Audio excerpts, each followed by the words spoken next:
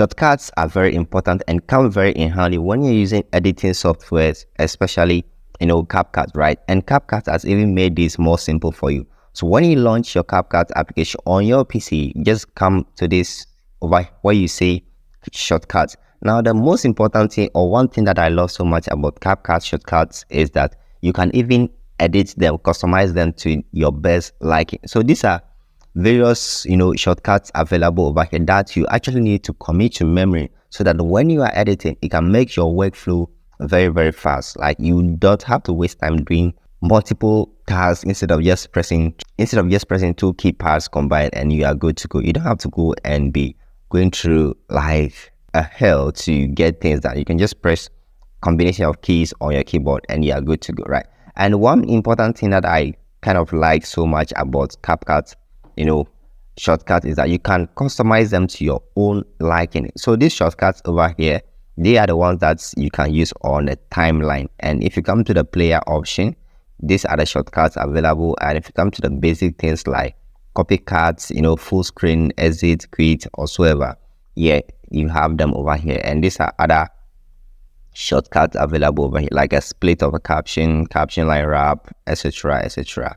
They are here. Now quickly, let me bring you back to what I'm much more concerned about.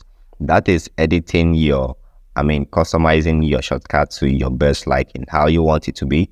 You can put it like that. Assuming, right, this is a split, okay? This is a split, and by default, the shortcut for split on CapCut is Control B, which I use very, very often. Like, in almost all my video editing, I use this. I don't have to go back, use my pointer to be clicking on any splitting.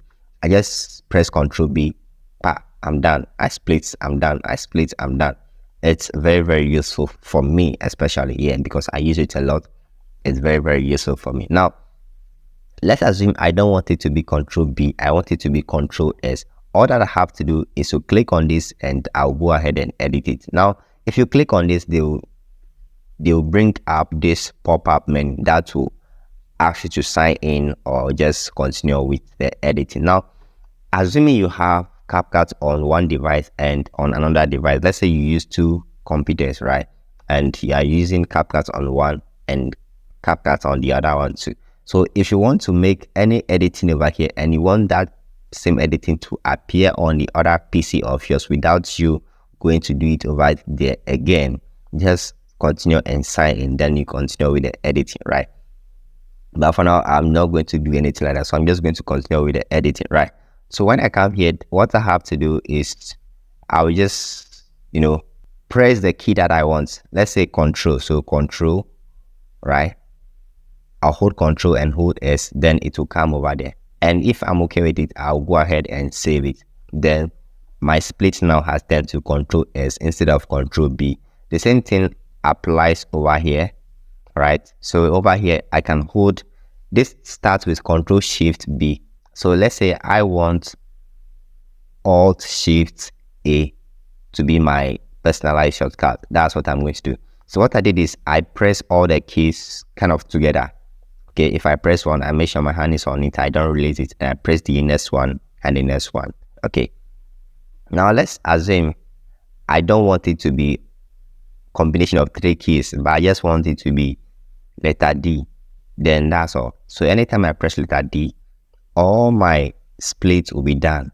All right, in a split of seconds, my splitting effect will be applied. Okay, but yes, I'm not going to save this. I'm just going to cancel it because I'm just showing you for demonstration purposes. Of course, I like the default, CapCut shortcut. So yes, those are the things that I use. So I'm kind of used to them already. I don't want to change anything. So yeah, but of course, if you are not comfortable with the default one, this is how you can basically change it, right? That is why I'm showing you this, right? So the most important thing that I want to let you know over here is that keep this or commit all these shortcuts to your memory. Okay, I mean, the more you use CapCut to edit videos on your PC, the more you get to keep all these shortcuts, because they will come very handy when you need them. Okay, yeah, they are very helpful to me, especially. That's why I'm putting on this video, to help you as well. Okay, so I hope you're going to make a very good use of these shortcuts on CapCut, and I'll see you in the next video. And if you like the content like this, then you're probably going to find this other one showing on your screen very helpful, right? So this is it, and I'm going to see you in the next video. Don't forget to hit that like button on the video and also subscribe for more videos. Pleasure.